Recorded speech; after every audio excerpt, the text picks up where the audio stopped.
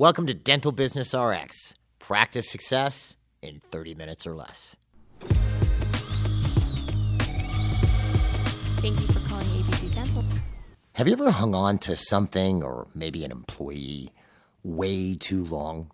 Not because it's working out, but because you've already spent so much time or money on it or them? Going a bit off my content schedule this week. Normally I record my episodes well in advance of when they're supposed to air, hopefully. And I planned on this one airing in a few weeks, but I was inspired this week by a client, actually, in a seminar. It was just his story specifically that related to this subject. And I thought, I want to air this thing now. Anyway, we were doing a seminar on how to create your own DSO or acquire practices. And he's a very successful doctor. He's acquired over 10 offices. But it's interesting. We're all talking in the seminar. It was more of like a round table format, so there's a lot of interaction. And he's been in this deal for over a year. And there's tons of red flags. And he spent a ton of money doing due diligence. And he was having trouble walking away. He knows he should, but then there's the thought, I've already put so much into it. And how often have we done this? Maybe not just in our practices or in a practice purchase, but with an employee. That's a problem. That hygienist or front desk person you've trained, but you spend so much time finding them and training them, et cetera, you don't want to go through it again. Or you have a marketing plan and you really were excited about it. And you spent all this money printing stuff or, on your campaign, and it's just not working. And we just don't want to change. We're afraid to change or whatever. There's various reasons for this. But this concept is called commonly the sunk cost trap, or another way you may hear it phrased from time to time is the sunk cost fallacy. And, by fallacy, usually a fallacy is a false or mistaken belief or a misconception. Let's say you have a hygienist who thinks they're the reason all your patients come to the practice. They have a fallacy about that. So we call this the sunk cost fallacy, the idea that if we keep on hanging on to something because we put so much time and effort into it, that eventually we'll hope one day it's going to work out, but then we just keep on putting in more and more good time and good money after bad, and then eventually have to walk away. And people do it, not just in business. We also do it in life. And this sunk cost trap and not making a change when it needs to be made can hold us back more than we realize. From staffing to marketing to practice deals, it's easy to keep pouring time and money and energy into the wrong things just because we've already started. But that kind of thinking can kill growth. And this sunk cost trap and how to avoid it is what I want to talk about in this week's episode. My name is Jeff Bloomberg, and I'm your host. And I think the best place to start is with a clean definition of what I mean by sunk cost or sunk cost trap or sunk cost fallacy. Plain English, the sunk cost trap is when you keep doing something, even if it's not working, just because you've already spent time, money, or effort on it. Pretty simple. You're basically trying to get your money's worth, even if continuing it makes things worse. Let's say, you go to a movie and you've paid the money for the tickets and the popcorn and the junior mints or whatever you got while you're there, and you're halfway through this movie and it's just terrible. But you've already brought 3 people with you and you spent, with a movie that these days costs you $150 including concessions, and you go, well, we're already here, so I'm going to keep sitting through this thing. Maybe it'll get better, and it never does. And then you walk away at the end. I think my son said this once after one of the movies we went and saw, I want those 2.5 hours of my life back. Okay? But why do we keep sitting there? We keep sitting there because we paid for it. Okay? So the idea of making decisions based on past investments as opposed to current reality is what gets us into this trouble. So how do you see this show up in a dental practice? Obviously, with a practice purchase, you could see it go wrong. You've already paid for legal and consulting fees. You've spent money on due diligence. And you're chasing a deal that's clearly just not a good deal. There's just too many red flags. And this is a personal thing that I do as sort of a reformed, because look, I've done this before myself. I don't know anybody who hasn't, but I've been able to examine. I'm not trying to hold myself up as a paradigm of, ideal behavior here. But I've been through this, and I finally have gotten to the point where I just don't want to do this type of thing anymore, and I want to walk away from things that just aren't going to provide any type of gain. And look, if I'm doing something charitable to help somebody, or I'm just helping somebody because I want to, that's one thing. But if I'm doing something that's supposed to be a business deal or something along those lines, and it looks like the outcome is just going to be terrible, there has to be a point where you just cut the cord. And so I'm reformed in that sense, okay? But, for example, if let's take a client, an MGE client or a prospective MGE client getting onto the MGE Power Program. And if you want to know what the Power Program is, I'll put a link to it on the episode webpage. The MGE Power Program is 78 days or 600 hours of training for the doctor and the office manager. And if you were thinking about doing it now, you're like, oh, forget it now after 78 days. No, but what it produces is it produces a client who is a skilled executive and manager and can run their own business. And the results are off the charts. Usually people don't believe them when they first see them. I don't have the results in front of me, but usually the average increase is almost a 250% increase over a 5-year period. And they finish the program within about a year and a half. But the point being is, during the process of onboarding onto the Power Program, discussions, financing, scheduling, etc., if so many red flags come up or the person has so many problems come up or objections or issues that are not normal objections or issues or problems, that gives me a little bit of a concern. And at some point I might go, look, it's fine, they're going to pay, but I have to now spend 18 months joined at the hip with this person. I don't think this is going to be worth it. And because I've had people talk to me about this over the years. For example, the schedule on the MGE Power Program, to have the most benefit from it, you have to put in intensive scheduling. Like usually we ask a client to come for at least 6 days a month or 5 days a month to get to the program. And it's not uncommon to see a client do that and watch their statistics go up anyway, even though they're in the practice less. That's the norm. So it's a big commitment, and I understand that, and people are going to have questions or whatever, right? And I've had people walk up to me and say, Jeff, I'll pay you right now for the Power Program because it's not cheap, but I only want to come 1 or 2 days a month. And I've said no. And you might go, sure, Jeff, you have. I actually have, because I want to have, I'm here for the product. Whether they pay for the Power Program or not, we're going to pay our bills and I'm still going to pay my mortgage. That isn't the point. The point is, I'm in for the product here. I'm not in for the fact that I signed somebody up for the Power Program, because again, the sign up is just the beginning. Sort of like if I come into your practice and you're going to do a full mouth rehab on me, paying you really does not get me the rehab. The rehab now has to happen, right? You have to do all the work. So if I'm not going to comply with your basic rules in order to get this rehab done, show up for my appointments, be there when you need me to be there, you're not going to be able to get the kind of results that you're expecting to get. Or if I'm wearing temps and you tell me don't chew food on these temps, and I'm like, well, I'm going to do it anyway. I'm going to be a mess and I'm going to be a problem for you. So the fact that I paid doesn't necessarily mean we've gotten the result. That's just the first step. That's what allows the result to begin to happen, right? Or at least to be performed, or the procedures to be performed. So I take the same viewpoint with the MGE Power Program. If I'm putting somebody on it, I have to make sure I can actually get a result with this person, because I'm going to be connected to them now for at least 18 months. So I've had people ask me, can I come for less? Or they start becoming a problem during the onboard process, and I've just pulled the plug because I can see where this is going to go, and I don't look at it and go, well, I've already put so much time into talking to this person. No, I'd rather just end it now and move on. Same thing with an employee. I've seen people do this with employees, and I've said this on the podcast several times. The biggest problem I've seen our clients have over the years is not hiring the wrong person. You can eliminate some of the process, or I was going to say eliminate the process of elimination, but that makes no sense. You can eliminate some of the mistakes you might make. That's a better way of saying it. So let's say with zero hiring training at all, I'll hire the right person 40% of the time. Whereas I can train somebody to where they're going to hire the right person 80 to 85% of the time, or 90% of the time, which is pretty good. But there's still going to be those 10% who, fake out the person doing the hiring.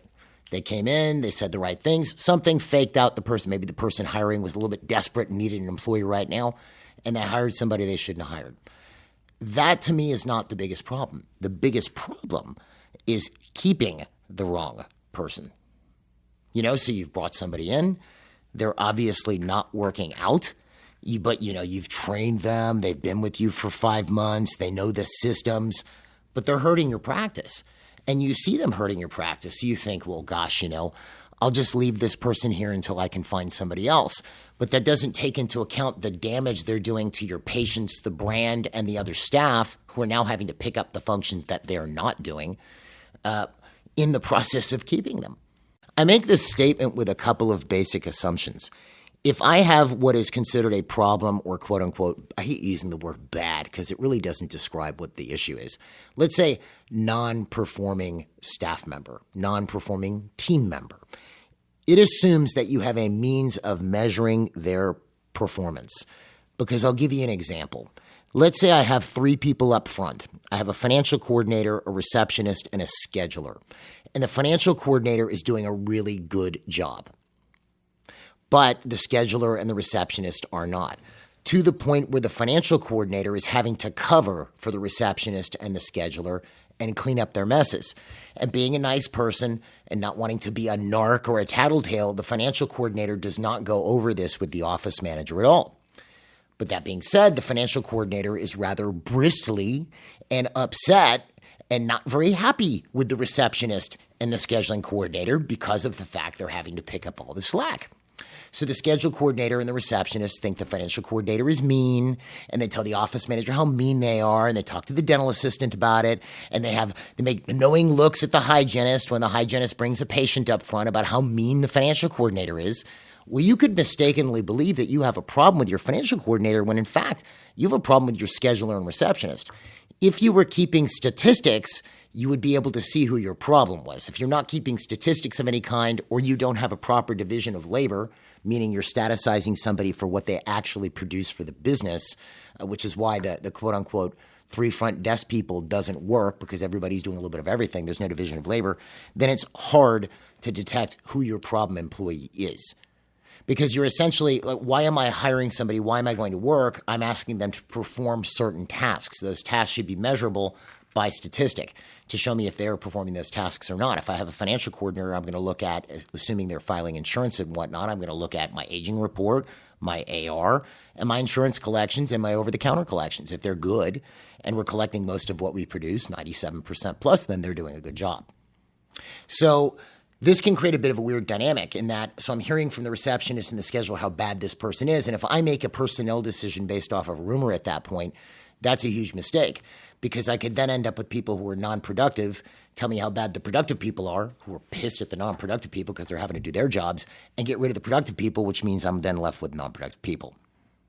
So you got to be careful about this. This assumes you have a means of knowing someone is quote-unquote not working out before you go, oh, I'm hanging on to him too long. So you could hear all these bad things about this financial coordinator and go, wow, I've had this person here for 3 years. I don't know if I want to get rid of them, but I think they're a problem. Well, I'd love to have statistics at that point because you may have the wrong problem isolated. Now, assuming the person actually is a problem, they're just non-performing, it's documented, etc., well, then, why hang on? That's when you have to be able to move on. And I'll get into this a little bit later in the episodes, like what keeps us,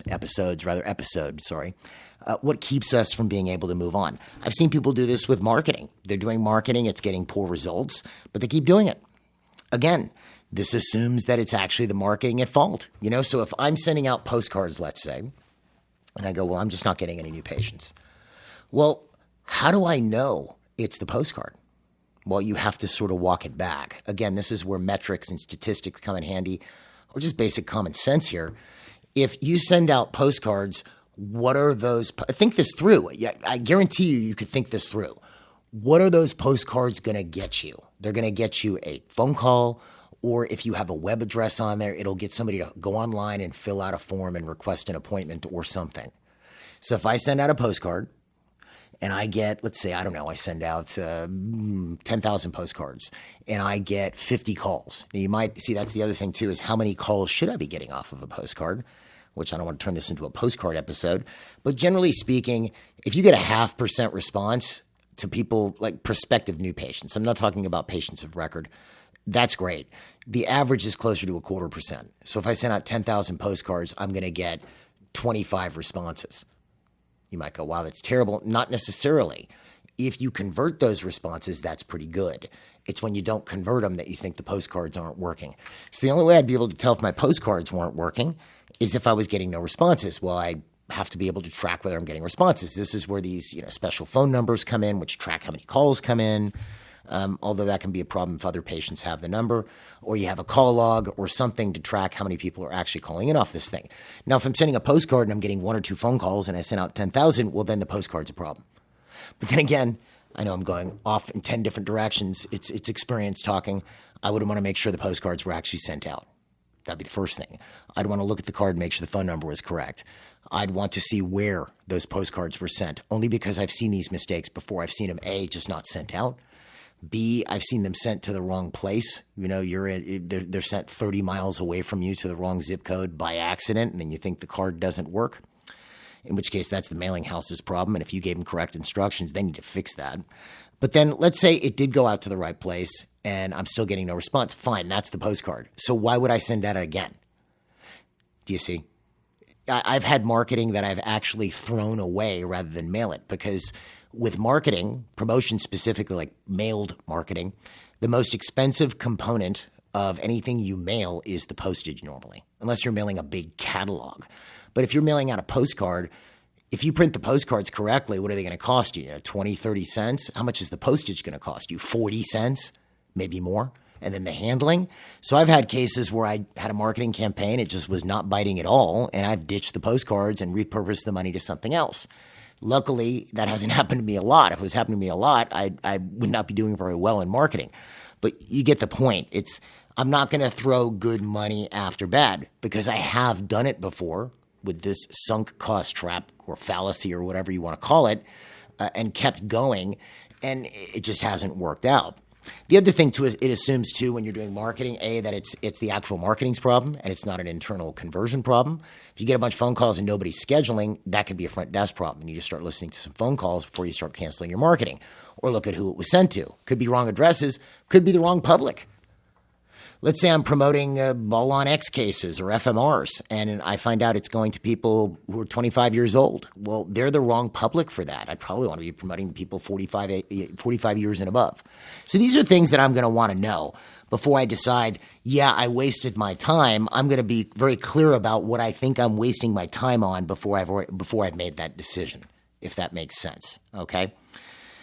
So the question is, why do we do this? Why do we keep going with something because it's funny, if I came to you and I had a cavity, let's say I need a occlusal composite or a DO composite, and I came to you and you go, well, Jeff, we need to do a composite here. You have some decay on this tooth. And I go, no, don't worry about it, doc.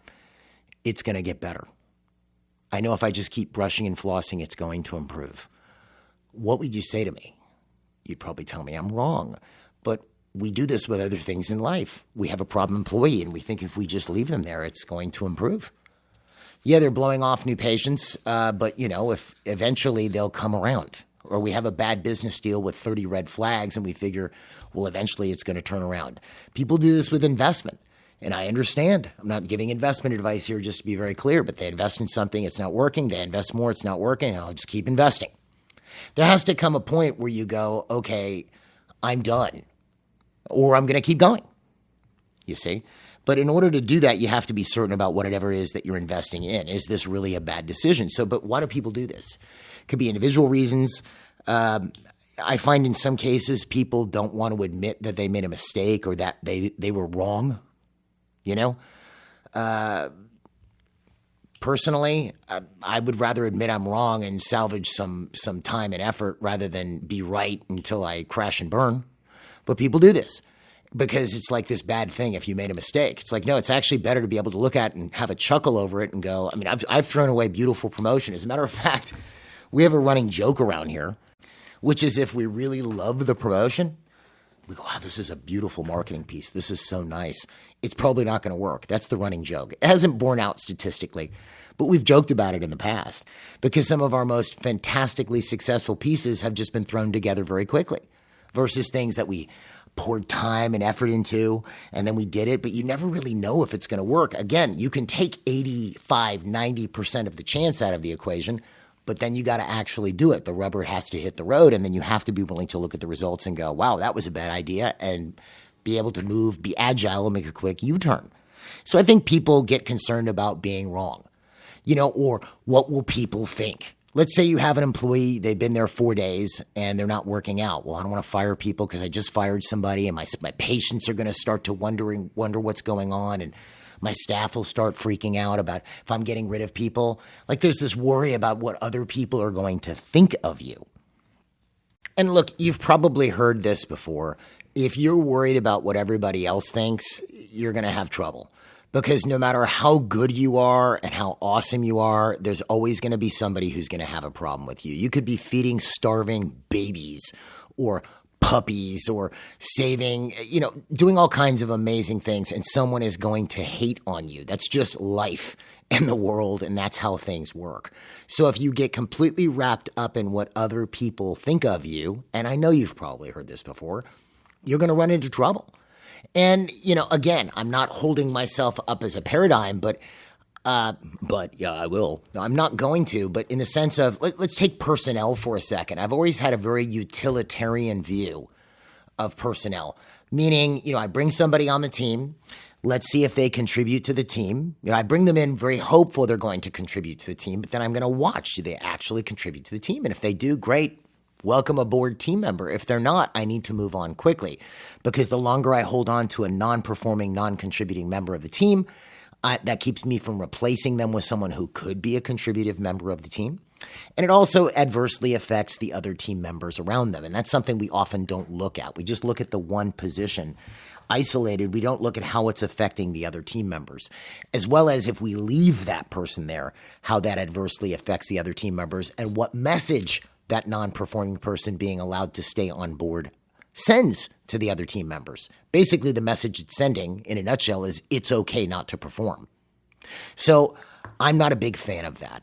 So I remember years ago, I hired 3 people for our new public sales department. And one of them worked out amazingly for us. He was with us for 8-9 years. This was when our company was located up in the Fairfax area in Virginia.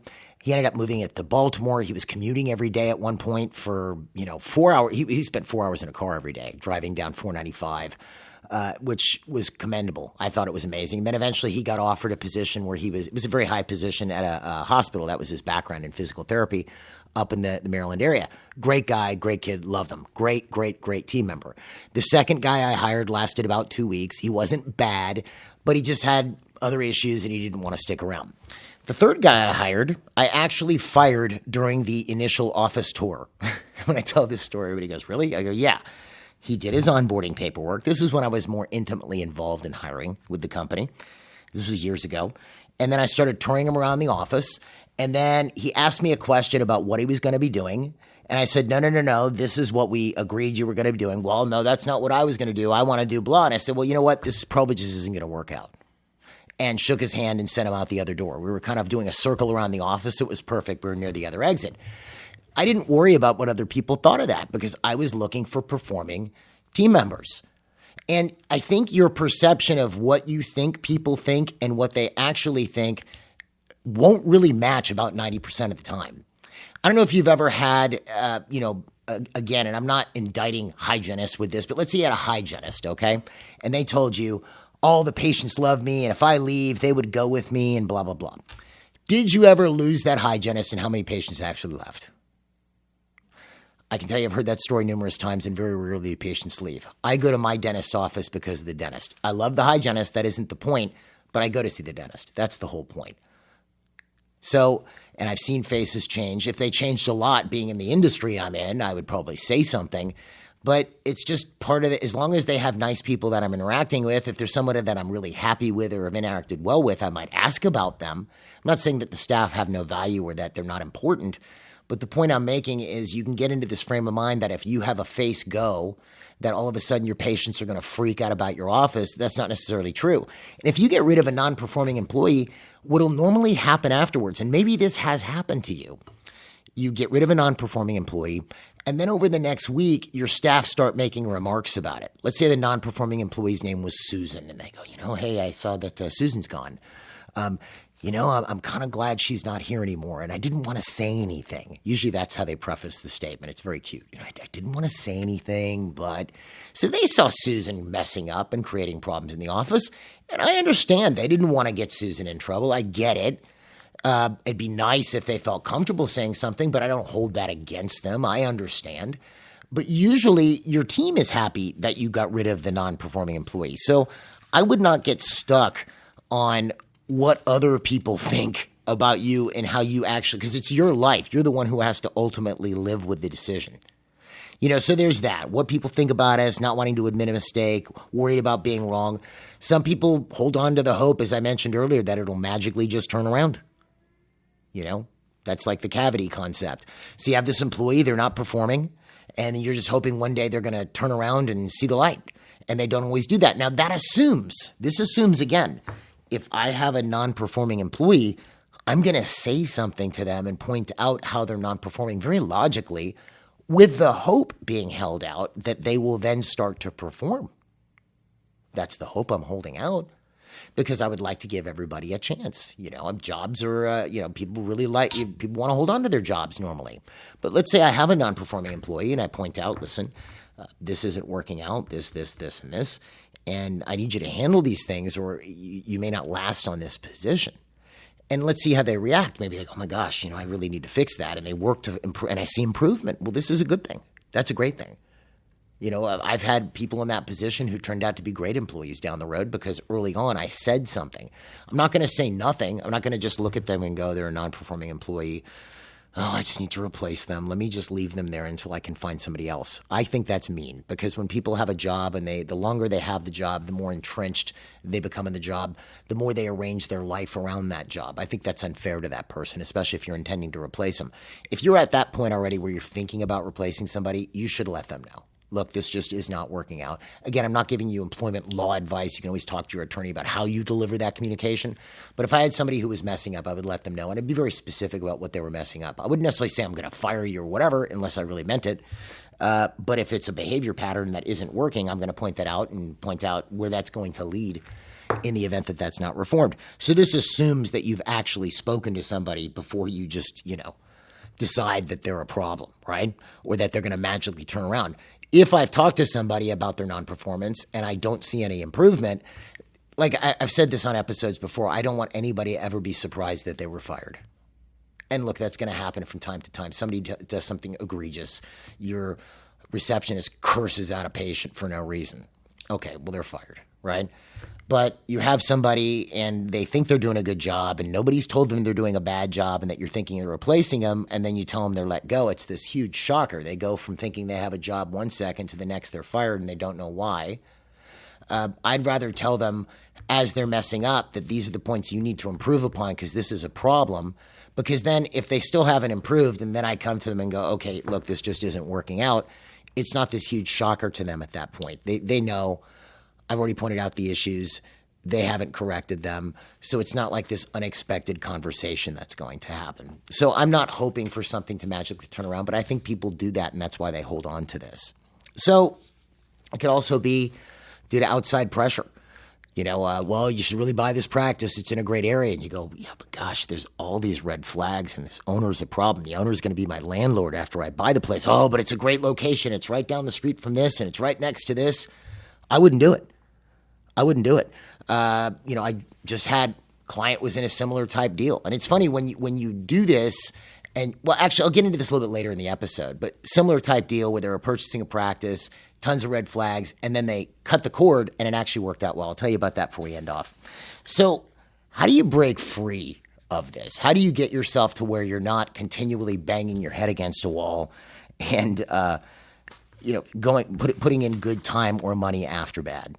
So again, it assumes that you understand what you're looking at. Is my marketing really not working? Is this employee really a problem? Are these really red flags on purchasing a practice? So you have to have a degree of familiarity. For example, a practice purchase should take anywhere from 90 to 120 days, even less if the purchase is done in cash, to close, assuming that the seller is willing to sell and ready to sell. We're not waiting till next year for capital gains or something, right? So assuming they're ready to sell, it should not take that long. If you're invested for 6 months to a year and there's no good reason for it, that's a problem. That's a problem. If I'm training somebody, I've trained people before. Let's say I've brought in somebody to be a receptionist and they became my scheduler afterwards. And I had another person answer their phone and they eventually became my financial coordinator. I would look at how long did it take me to train them to where they could effectively answer the phones. If they were able to answer the phones effectively after a couple weeks, then that's sort of the benchmark I have in my mind as to how long it takes before somebody should be able to do the job. So if I hire somebody and I'm on month 2 and they're still not at the point everybody else was at after 2 weeks, that could be a problem. This is an anomaly, you see. So it assumes what you're looking at is correct. Okay, that's the first thing. So instead of the first thing I would do then, if you want to, assuming what you're looking at is correct, to shift yourself out of this mindset, instead of worrying about being wrong or wasting money, You could ask yourself something like, what would this cost if I keep going this way? So, you have this non-functioning hygienist who's made it clear they're not going to help with patient education. They're rude to the other staff. Their production is mediocre. Kind of game plan it forward for the next 1 to 2 years. And then sort of imagine for a second, what would happen if I found somebody who actually did check all the boxes I need? What would happen to the practice? You could also ask yourself something along the lines of, would I choose to do this again? Knowing what I know now, would I do this again? Knowing what I know now, would I hire this person again? What happens if I keep going this way? And would I choose this again? And you just have to be okay with, I hate to use the word losing or loss, but you have to be okay with, we can call it strategic quitting. How's that? Meaning, this is just not a good idea. The outcome doesn't justify any further effort. And with the idea that something else better can take its place. You can figure out another way. If I find myself in that situation, sometimes I'll sort of swallow my pride for a second. I hate losing. But then I'll figure out another way to do it. And this is that example I was mentioning earlier. We had this client, they were right about to buy this office, and there were just a lot of red flags. And they finally, against their better judgment, right, although this was the correct thing to do, they thought it was the right thing to put. It was a great location, but there was just too many red flags. They pulled the plug. And it hurt to pull the plug on the purchase. But then what was so funny, the next day, they got a call about a better opportunity and followed through and closed on that practice. Had they bought that original practice, they'd probably still be dealing with the problems from buying it. So what's the final takeaway from all this? Well, here's what I would do if you want to use this information somehow. Take a look at what you might be holding on to just because you've already put too much time or money into it. Maybe pick one thing, make a clean decision, and realize that walking away from it isn't giving up. It's an opportunity to create something else or more.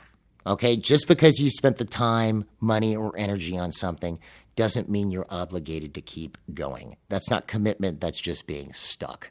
And some of the most successful business people I know have disciplined themselves to be able to walk away, and even they have trouble sometimes. So here's the challenge I would give you. Take a look at your practice this week and find one thing, one action, something, just one, that you're holding on to because of what you've already invested into it, time, money, effort, etc., and ask yourself, would I choose this again today knowing what I know now? And if the answer is no, it may be time to cut the cord.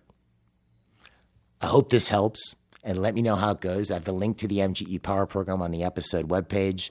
Folks, have a great week, and we'll see you at the next episode.